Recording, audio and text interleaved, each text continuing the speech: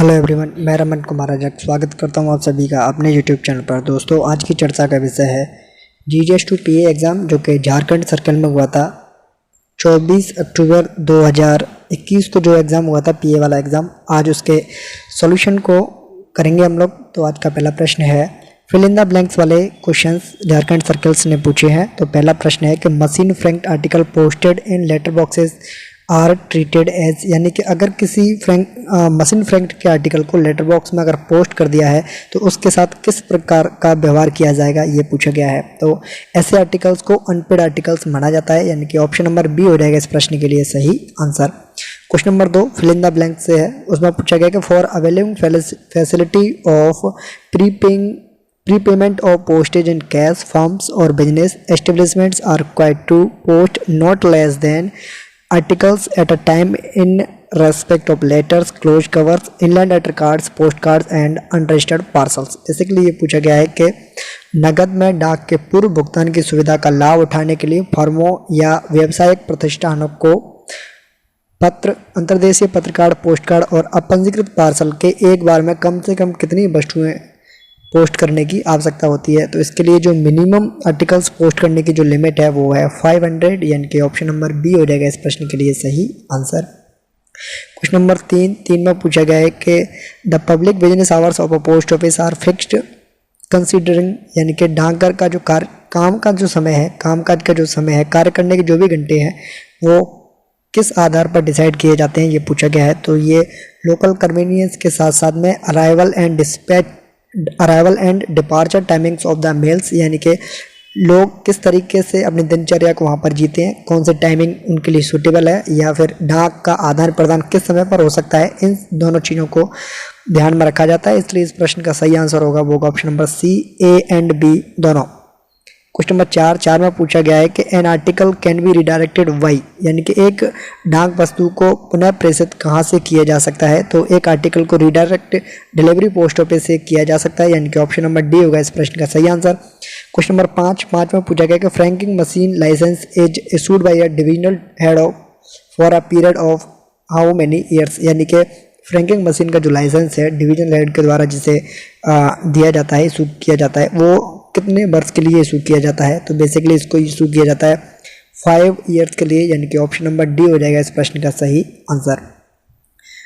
Next question number 6 में पूछा गया है कि an offender of manufacturing and use of fictitious postage stamps can be punish under section of the Indian penal code, यानी कि जो नकली डाक टिकट बनाई जाती हैं या जाली डाक टिकट जो बनाई जाती हैं और उनका उपयोग किया जाता है, वो इंडियन पीनल कोड के किस सेक्शन के अंतर्गत इसे एक दंडनीय अपराध माना गया है। तो इसे 263A सेक्शन के तहत, इंडियन पीनल कोड का 263A नंबर का जो सेक्शन है उसके तहत इसे एक दंडनीय अपराध माना गया है, यानी कि ऑप्शन नंबर सी हो जाएगा इस प्रश्न का सही आंसर। क्वेश्चन नंबर 7 में पूछा गया है if request of a sender for recalling an article could not be met recalls fees charge may be, यानी कि अगर किसी व्यक्ति ने अपने आर्टिकल के लिए रिकॉल की रिक्वेस्ट की है तो अगर वो पूरी नहीं हो पाती है तो उस केस में जो रिकॉल फीस उनसे जो ली जाती है उसे किस तरीके से रिफंड किया जाता है, ये पूछा गया है। तो उसे नॉट रिफंडेड है, यानी कि जो भी रिकॉल की फीस है उसे किसी भी कंडीशन में रिफंड नहीं किया जाता है, यानी कि ऑप्शन नंबर सी हो जाएगा इस प्रश्न का सही आंसर। क्वेश्चन नंबर 8 में पूछा गया कि मशीन फ्रैंक्ड के आर्टिकल्स को कहाँ पर पोस्ट कर सकते हैं। तो मशीन फ्रैंक्ड के आर्टिकल्स को ना तो पोस्ट ऑफिस का जो लेटर बॉक्स है वहाँ पोस्ट कर सकते हैं, ना ही इनको मेल वैन के लेटर बॉक्स में पोस्ट कर सकते हैं, और ना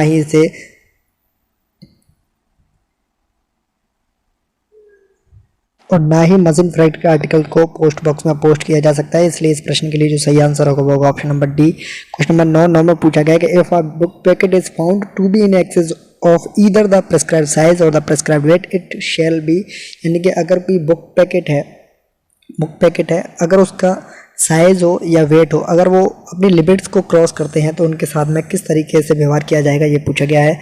तो ऐसे आर्टिकल्स को रिटर्न टू द सेंडर कर दिया जाएगा, यानी कि ऑप्शन नंबर बी होगा इस प्रश्न के लिए सही आंसर। क्वेश्चन नंबर 10 में पूछा गया है कि the payment of bill of WPP without prepayment of postage service should be made by the license at the post office indicated in the bill within days। यानी कि इस क्वेश्चन का जो ऑथेंटिक सोर्स है वो नहीं मिला है, लेकिन अकॉर्डिंग टू मी इस प्रश्न का जो सही आंसर होना चाहिए वो होगा 7 डेज, यानी कि ऑप्शन नंबर बी होगा अकॉर्डिंग टू मी इसका सही आंसर। क्वेश्चन नंबर 11 का है कि complaints with regard to foreign post must be submitted before the lapse of from the day of the posting. Basically ये पूछा गया है कि विदेशी डाक के जो संबंध में शिकायतें की जाती हैं वो कितने समय तक की जा सकती हैं। तो जिस दिन से इसे पोस्ट करते हैं, यानी कि किसी डाक को जिस दिन पोस्ट किया जाता है उससे लेकर के 1 साल के भीतर अपनी कंप्लेंट्स को फॉरेन पोस्ट के मामले में हम लोग रजिस्टर्ड कर सकते हैं। तो ऑप्शन नंबर डी होगा इस प्रश्न का सही आंसर।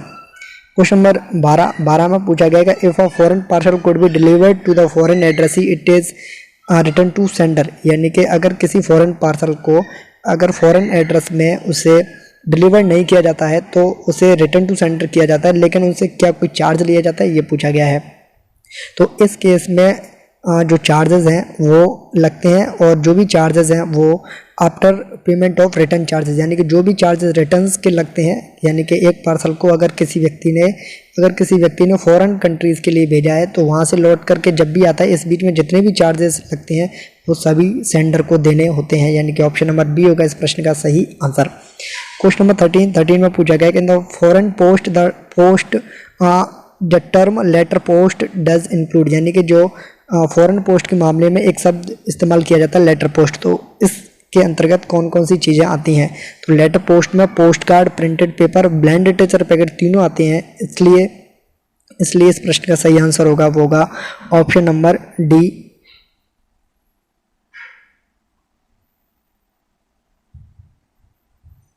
नेक्स्ट क्वेश्चन नंबर 14 में पूछा गया है if foreign postal articles are detained confiscated according to law the one who is to take responsibility for it। यानी कि यदि किसी विदेशी डाक सामग्री को हिरासत में लिया जाता है तो कानून के अनुसार उसे जब्त कर लिया जाता है, तो इसके लिए जिम्मेदारी लेने वाला कौन है। तो यदि अगर किसी फॉरेन पोस्ट के आर्टिकल को कोई कंट्री उसे अपनी हिरासत में लेती है या जब्त करती है तो इसके लिए सिर्फ और सिर्फ भेजने वाला और पाने वाला व्यक्ति ही जिम्मेदार होता है। पोस्ट ऑफिस किसी भी तरीके से इसकी जिम्मेदारी नहीं लेती है।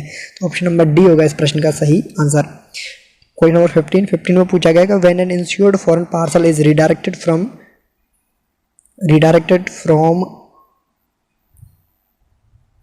Country to the another. Basically ये कि जब एक बीमा कृत विदेशी पार्सल एक देश से दूसरे देश में पुनः निर्देशित किया जाता है तो उनसे किस तरीके से ट्रीटमेंट किया जाता है, बेसिकली ये पूछा गया है। यानी कि एक इंश्योर्ड फॉरेन का पार्सल है, उसे एक कंट्री से दूसरे कंट्री के बीच में भेजना है, तो इसके लिए क्या कोई चार्ज लिया जाता है उनसे, तो बिल्कुल लिया जाता है। Fresh insurance fee become payable each such transmission, यानी कि प्रत्येक प्रसारण के लिए एक नया बीमा शुल्क दे हो जाता है, यानी कि उनसे एक इंश्योरेंस फीस ली जाती है। यानी कि जो भी इंश्योरेंस फीस ली जाती है पहले वही इंश्योरेंस फी बाद में उनको पे करनी होती है प्रत्येक ट्रांसमिशन के लिए, यानी कि ऑप्शन नंबर सी होगा इस प्रश्न के लिए सही आंसर। क्वेश्चन नंबर 17 की बात करें, 17 में है कि under letter post category of foreign post article which can be insured. Question number 16 में पूछा गया है कि under letter post category of foreign articles which can be insured, यानी कि विदेशी वस्तुओं की लेटर पोस्ट श्रेणी के अंतर्गत किस वस्तु का बीमा किया जा सकता है। तो लेटर पोस्ट कैटेगरी के अंदर सिर्फ और सिर्फ लेटर्स का ही इंश्योरेंस किया जाता है, यानी कि ऑप्शन नंबर सी होगा इस प्रश्न के लिए सही आंसर। क्वेश्चन नंबर 17 में पूछा गया है कि under foreign post printed paper containing only books and pamphlets can be sent up to, यानी कि फॉरेन पोस्ट के मामले में अगर केवल किताब और पैम्पलेट है तो यानी कि प्रिंटेड पेपर जिनमें बुक्स और पैम्पलेट्स भी शामिल है, तो उसके लिए जो मैक्सिमम वेट की लिमिट है वो क्या है, ये पूछा गया है। तो इसके लिए मैक्सिमम वेट की जो लिमिट है वो है 5 kg, यानी कि ऑप्शन नंबर बी होगा इस प्रश्न का सही आंसर। क्वेश्चन नंबर 18 में पूछा गया कि maximum weight of a foreign parcel is, एक विदेशी पार्सल का अधिकतम भार कितना हो सकता है, तो वो हो सकता है 20 kg, यानी कि ऑप्शन नंबर सी होगा इस प्रश्न के लिए सही आंसर। क्वेश्चन नंबर 19 में पूछा गया कि in case service to a country is suspended which charges can be refunded to sender. Basically ये पूछा गया है कि यदि किसी देश को सेवा निलंबित कर दी जाती है तो प्रेषक को कौन से शुल्क वापस किए जाते हैं? तो अगर कोई व्यक्ति किसी चीज़ को किसी फॉरेन कंट्री के लिए भेजता है इंडिया से और वो सर्विस है वो सस्पेंड कर दी जाती है तो उनके लिए जो भी उनसे जो भी चार्जेस लिए गए थे, एयर सरचार्ज हो, चाहे स्पेशल चार्ज हो, चाहे पोस्टल चार्जेस हो, वो सभी रिफंड कर दिए जाते हैं, यानी कि ऑप्शन नंबर डी हो जाएगा इस प्रश्न के लिए सही आंसर। क्वेश्चन नंबर 2020 में पूछा गया small quantity of goods may be sent international through, यानी कि सामान की जो छोटी मात्रा है वो अंतर्राष्ट्रीय स्तर पर किस माध्यम से भेजी जाती है? तो उसे हम लोग स्मॉल पैकेट्स के माध्यम से भेजते हैं, यानी कि ऑप्शन नंबर बी होगा इस प्रश्न के लिए सही आंसर।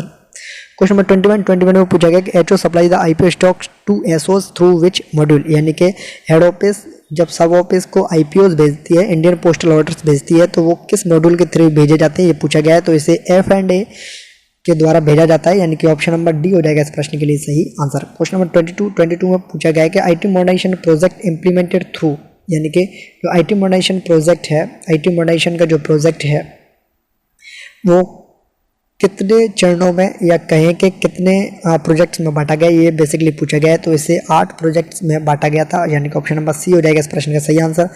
क्वेश्चन नंबर 23 में पूछा गया है कि CSI का पूरा नाम क्या है? What does CSI stands for? CSI का जो पूरा नाम है वो है कोर सिस्टम इंटीग्रेटर, यानी कि ऑप्शन नंबर ए होगा इस प्रश्न के लिए सही आंसर। क्वेश्चन नंबर 24 में पूछा गया कि in Finacle software all the post office are identified on the basis of, यानी कि फिनेकल सॉफ्टवेयर में जो भी पोस्ट ऑफिसेज हैं उन्हें किस तरीके से पहचाना जाता है या उनकी पहचान किस तरीके से है? तो हर एक पोस्ट ऑफिस को डिपार्टमेंटल पोस्ट ऑफिस को सोल आईडी के रूप में आइडेंटिफाइड किया जाता है, यानी कि ऑप्शन नंबर सी हो जाएगा इस प्रश्न के लिए सही आंसर। क्वेश्चन नंबर 25 में पूछा गया कि CSI में सैप का पूरा नाम क्या है, यानी कि सैप की फुल फॉर्म क्या है, बेसिकली ये पूछा गया है। तो सैप की जो फुल फॉर्म है वो है सिस्टम्स एप्लीकेशंस एंड प्रोडक्ट्स, यानी कि ऑप्शन नंबर सी होगा इस प्रश्न के लिए सही आंसर। नेक्स्ट क्वेश्चन नंबर 26 में पूछा गया कि दर्पण क्या है? दर्पण का पूरा नाम है digital advancement of rural post office for a new India, यानी कि ऑप्शन नंबर ए हो जाएगा इस प्रश्न के लिए सही आंसर। क्वेश्चन नंबर 27 में पूछा गया है कि in post office which module is used for dispatching of articles in CSI, तो डाक की जब डिस्पैच की जाती है यानी कि आर्टिकल्स को डिस्पैच किया जाता है वो मॉड्यूल है IPVS India post visibility system, यानी कि ऑप्शन नंबर बी हो जाएगा इस प्रश्न के लिए सही आंसर। क्वेश्चन नंबर 28 में पूछा गया कि in CSI environment unique ID assign to post office is called, यानी कि एक पोस्ट ऑफिस को एक यूनिक आईडी दी जाती है और उसे कहते हैं फैसिलिटी आईडी, यानी कि ऑप्शन नंबर डी हो जाएगा इस प्रश्न के लिए सही आंसर। क्वेश्चन नंबर 29 में पूछा गया कि primary data centre of department of post is operational at, यानी कि जो विभाग का प्राथमिक डाटा केंद्र है वो कहाँ पर चालू है, यानी कि वो कहाँ से ऑपरेट करता है ये पूछा गया है। तो प्राइमरी डाटा सेंटर है वो नवी मुंबई से ऑपरेट करता है, यानी कि ऑप्शन नंबर डी होगा इस प्रश्न के लिए सही आंसर। नेक्स्ट क्वेश्चन नंबर 30 में पूछा गया है कि what does PMA stand for? PMA का पूरा नाम क्या है? तो PMA का पूरा नाम है पोस्टमैन मोबाइल एप्लीकेशन, यानी कि ऑप्शन नंबर सी होगा इस प्रश्न के लिए सही आंसर। नेक्स्ट क्वेश्चन नंबर 31 में पूछा गया कि स्पीड पोस्ट वस्तु के संबंध में COD की अधिकतम राशि क्या है? तो स्पीड पोस्ट को एज ए COD अगर कोई भेजता है तो मैक्सिमम 50,000 रुपये तक उसे भेज सकते हैं, यानी कि ऑप्शन नंबर बी होगा इस प्रश्न के लिए सही आंसर 50,000। क्वेश्चन नंबर 32 में पूछा गया है कि under non medical scheme PLI what maximum limit of age and sum assured, यानी कि अगर कोई नॉन मेडिकल PLI करवाता है, यानी कि ऐसी PLI जिसके लिए मेडिकल की ज़रूरत नहीं हो, नॉन मेडिकल स्कीम है PLI की, उसके लिए पूछा गया कि मैक्सिमम सम एश्योर्ड क्या है ये पूछा गया है और उसके लिए एज लिमिट क्या है ये भी पूछा गया है। प्रश्न को थोड़ा सा घुमा के पूछा है और उसमें पूछा है नॉन मेडिकल स्कीम PLI, यानी कि बेसिकली ये पूछ रहा है चिल्ड्रन पॉलिसी के बारे में। चिल्ड्रन पॉलिसी के केस में जो मैक्सिमम लिमिट होती है एज की होती है 45 ईयर्स और सम एश्योर्ड होता है मैक्सिमम 3 लाख, यानी कि ऑप्शन नंबर डी होगा इस प्रश्न के लिए सही आंसर। क्वेश्चन नंबर 33 में पूछा गया है कि what will be interested payable for, यदि 3 वर्षीय TD खाता 2 वर्ष पूरे होने के बाद में समय से पहले बंद कर दिया जाता है तो पूर्ण वर्षों के लिए ब्याज दर क्या होती है, बेसिकली ये पूछा गया है। यानी कि अगर कोई 3 साल की TD है, 3 ईयर्स TD है और कोई व्यक्ति इसे प्री मैच्योर रूप से क्लोज करवाना चाहता है तो उनके लिए ब्याज दर किस तरीके से दी जाती है ये पूछा गया है।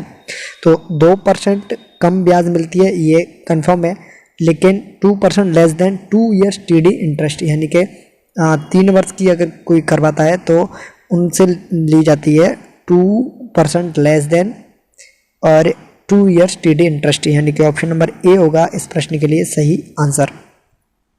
यानी कि एक 3 साल की TD है और उसे 2 साल के बाद कंप्लीट होने के बाद में अगर कोई उसे एग्जिट करता है, प्रीमेच्योर करता है, तो उसे 2% लेस देन मिलेगी प्लस 2 ईयर TD इंटरेस्ट की इंटरेस्ट मिलने वाली है, यानी कि ऑप्शन नंबर ए होगा इस प्रश्न के लिए सही आंसर। क्वेश्चन नंबर 34 में पूछा गया है कि फिल इन द ब्लैंक्स पूछा गया है नॉमिनेशन। क्वेश्चन नंबर 34 में पूछा गया है कि बचत खाते में नामांकन अधिकतम कितने व्यक्तियों के नाम पर किया जा सकता है। तो बचत खाते में जो नॉमिनेशन है वो मैक्सिमम 4 लोगों के लिए कर सकते हैं, यानी कि ऑप्शन नंबर डी होगा इस प्रश्न का सही आंसर।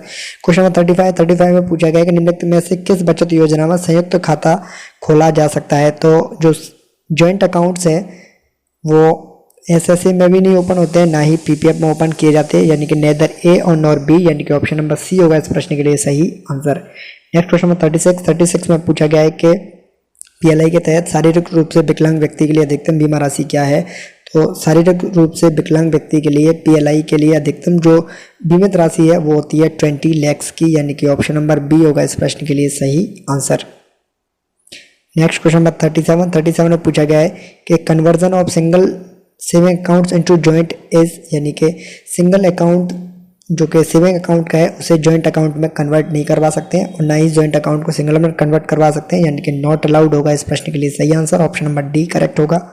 नेक्स्ट क्वेश्चन नंबर 38 में पूछा गया है कि what is the maximum number of partial withdrawals allowed in SS account with in the overall limit of 50% of the balance, यानी कि शेष राशि के 50% की समग्र सीमा के भीतर एसएसए खाते में अधिकतम कितनी बार आंशिक निकासी की अनुमति है। तो बेसिकली इसके लिए जो लिमिट है ट्रांजेक्शन्स की वो है 5, यानी कि ऑप्शन नंबर सी होगा इस प्रश्न के लिए सही आंसर। क्वेश्चन नंबर 39 में पूछा गया कि COD facility may be availed with which of the following service, यानी कि COD फैसिलिटी निम्नलिखित में से किस के लिए उपलब्ध है। तो COD फैसिलिटी है वो स्पीड पोस्ट बिजनेस पार्सल के लिए भी एप्लीकेबल है, यानी कि ऑप्शन नंबर सी होगा इस प्रश्न के लिए सही आंसर। क्वेश्चन नंबर 40 में है कि what is the tariff for single copy of registered newspaper having wait 100 ग्राम, यानी कि अगर रजिस्टर्ड न्यूज़पेपर है और उसका वजन 100 ग्राम है तो उसके लिए कितना पैसा चार्ज किया जाएगा। तो उनसे किया जाता है 50 पैसे चार्ज, यानी कि ऑप्शन नंबर सी होगा इस प्रश्न के लिए सही आंसर। नेक्स्ट क्वेश्चन नंबर 41 में पूछा गया कि which of the following can not be operated by the nominee by transmitting it in own name after claim settlement. निम्नलिखित में से कौन सा ऐसा खाता है जिसे दावा निपटान के बाद नामांकित व्यक्ति द्वारा अपने नाम पर स्थानांतरित करके संचालित नहीं किया जा सकता है। तो ये अकाउंट है MIS का, यानी कि ऑप्शन नंबर सी हो जाएगा इस प्रश्न के लिए सही आंसर। क्वेश्चन नंबर 42 इसका ऑथेंटिक सोर्स मुझे नहीं मिला है, तो फिलहाल इसके लिए इस क्वेश्चन को भी हम लोग स्किप करते हैं। नेक्स्ट क्वेश्चन नंबर 43 में पूछा गया कि who will receive BO bag from mail PA। तो mail PA who will receive bag BO bag from mail PA, यानी कि मेल PA से BO बैक को कौन रिसीव करता है। तो ट्रेजरर रिसीव करते हैं, यानी कि ऑप्शन नंबर बी होगा इस प्रश्न के लिए सही आंसर। क्वेश्चन नंबर 44 में पूछा गया कि which one of the following is not a legal evidence for settlement of claim case, यानी कि दावा मामले के निपटान के बारे में निम्नलिखित में से कौन सा साक्ष्य सही नहीं है। तो सेटलमेंट करते हैं जब भी किसी भी क्लेम केस का, तो उसके लिए जो लीगल एविडेंस है वो सक्सेशन सर्टिफिकेट भी है, लेटर ऑफ एडमिनिस्ट्रेट भी है, प्रोवेट ऑफ विल भी है, यानी कि तीनों ऑप्शन सही है। लेकिन ऑप्शन नंबर डी में नन ऑफ द अबव, तो इसका जो सही आंसर होगा वो option number D. Next question number 45 में पूछा गया कि ए सब पोस्ट ऑफिस में dispose of its surplus funds by, यानी कि एक उपडाकघर अपने अधिशेष धन का निपटान निम्नलिखित में से कैसे कर सकता है। तो वो या तो बैंक या ट्रेजरी के लिए भेज सकता है या फिर उसे किसी दूसरी पोस्ट ऑफिस सब पोस्ट ऑफिस के लिए भेज सकता है और उसे HO के लिए भी ट्रांसफर कर सकते हैं, यानी कि एन ऑफ द अबव, यानी कि ऑप्शन नंबर डी होगा इस प्रश्न के लिए सही आंसर। इनमें से किसी भी रास्ते को वो चुन सकते हैं। क्वेश्चन नंबर 46 में पूछा गया है कि which record of the RMS is not destroyed without the special permission of the head of the circle। निम्नलिखित में से ऐसा कौन सा रिकॉर्ड है RMS का जिसे हेड ऑफ द सर्कल की स्पेशल परमिशन के बिना उसे डिस्ट्रॉय नहीं किया जा सकता है। तो ऑर्डर बुक होती है जो कि रिकॉर्ड ऑफिस की है, उसे उसके लिए स्पेशल परमिशन लेनी होती है अगर उसे डिस्ट्रॉय करना है तो यानी कि ऑप्शन नंबर बी हो जाएगा इस प्रश्न का सही आंसर। क्वेश्चन नंबर 47 में पूछा गया कि metal token is return by sorting assistant when he और सी, यानी कि जो सॉर्टिंग असिस्टेंट को मेटल टोकन्स दिए जाते हैं उसे कब वापस किया जाता है। या तो वो लीव पर होता है तब उसे वापस करके जाते हैं वो, या फिर अदर HRO में जाते हैं तब उसको ट्रांसफर होता है तब मेटल टोकन को एक ऐसे सॉर्टिंग असिस्टेंट लौटा के जाता है या उसे डिसमिस या रिमूव किया जाता है सर्विस से, तो उस समय भी वो अपने मेटल टोकन को वापस करते हैं, यानी कि ऑप्शन नंबर डी हो जाएगा इस प्रश्न का सही आंसर। नेक्स्ट क्वेश्चन नंबर 48 में पूछा गया है कि मरम्मत योग्य बैगों का रजिस्टर निम्नलिखित में से कहाँ पर रखा जाता है, यानी कि register of repairable bag is maintained by circle bag office, यानी कि ऑप्शन नंबर सी हो जाएगा इस प्रश्न का सही आंसर। क्वेश्चन नंबर 49 में पूछा गया है कि date stamps and seals of a set or sections or mail office should be that of, यानी कि किसी सेट या अनुभाग या मेल ऑफिस की तारीख की मोहर और सील की तिथि होनी चाहिए, वो है the day on which the working hours of the set begin, यानी कि ऑप्शन नंबर बी होगा इस प्रश्न के लिए सही आंसर। क्वेश्चन नंबर 50 में पूछा गया है कि किसी सेक्शन की मेल वैन की खिड़की कब बंद रखनी चाहिए, तो ये बंद रहती है कब, when the train is drawn up at railway station platform till the train starts, यानी कि ऑप्शन नंबर ए होगा इस प्रश्न के लिए सही आंसर। और इसी के साथ में हम लोगों ने डिपार्टमेंटल के जो क्वेश्चंस थे 50 उनको हम लोगों ने सॉल्व कर लिया है, और इससे पहले 3 वीडियोस यानी कि 5 सर्कल्स को हम लोग कवर कर चुके हैं। और इसी नोट पर इस वीडियो को करता हूँ मैं एंड। ये है इस वीडियो का, धन्यवाद।